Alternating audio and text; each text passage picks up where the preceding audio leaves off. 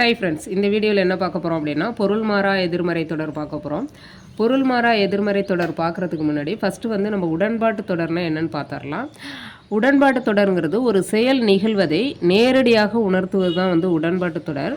இப்போ பாருங்கள், கலைச்செல்வி கட்டுரை எழுதினாள்.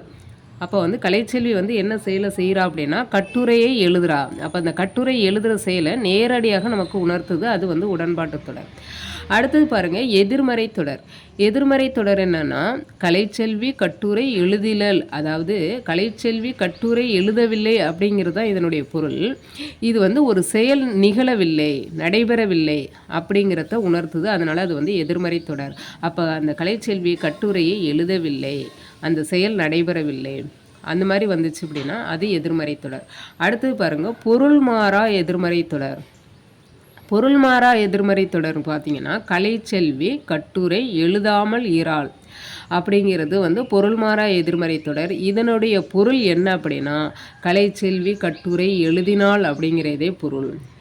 இது எப்படி வரும் அப்படிங்கிறத அது விளக்கமாக பார்க்கலாம். கலைச்செல்வி கட்டுரை எழுதினாள்ங்கிறது உடன்பாட்டு தொடர், கலைச்செல்வி கட்டுரை எழுதவில்லை அப்படிங்கிறது எதிர்மறை தொடர்.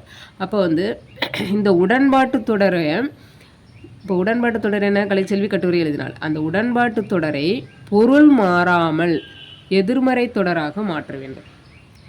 அப்போ வந்து கட்டுரை எழுதினாள்ங்கிற அதனுடைய பொருள் மாறக்கூடாது, அதே சமயம் அது வந்து எதிர்மறை தொடராகவும் இருக்கணும். அப்படி இருக்கிறது தான் என்னன்னு சொல்கிறாங்க பொருள் மாறா எதிர்மறை தொடர். அப்போ அப்படி எழுத முடியும் அப்படின்னா இரண்டு எதிர்மறைகளை கொண்ட தொடர் வந்து வச்சு நம்ம வந்து எழுதலாம்.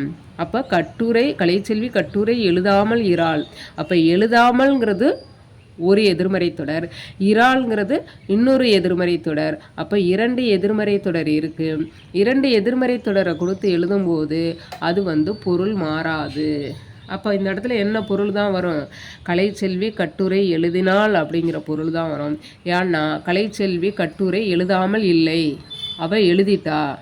கலைச்செல்வி கட்டுரை எழுதாமல் இல்லை, அவள் எழுதிட்டா அப்படிங்கிறது தான் பொருள். அப்போ என்ன சொல்கிறாங்க, அப்போ இதுக்கு வந்து கலைச்செல்வி கட்டுரை எழுதினாள் என்பதே பொருள். இது வந்து பொருள் மாறா எதிர்மறை தொடர். அப்போ இரண்டு எதிர்மறை சொற்களை சேர்க்கும்போது அது எதை தான் தரும், உடன்பாட்டு தொடரினுடைய பொருள் என்னவோ அதே பொருளை தரும். ஓகேவா, புரிஞ்சிருக்கும்னு நினைக்கிறேன். வீடியோஸ் பிடிச்சிருந்துச்சுன்னா லைக் பண்ணுங்கள். தேங்க்யூ.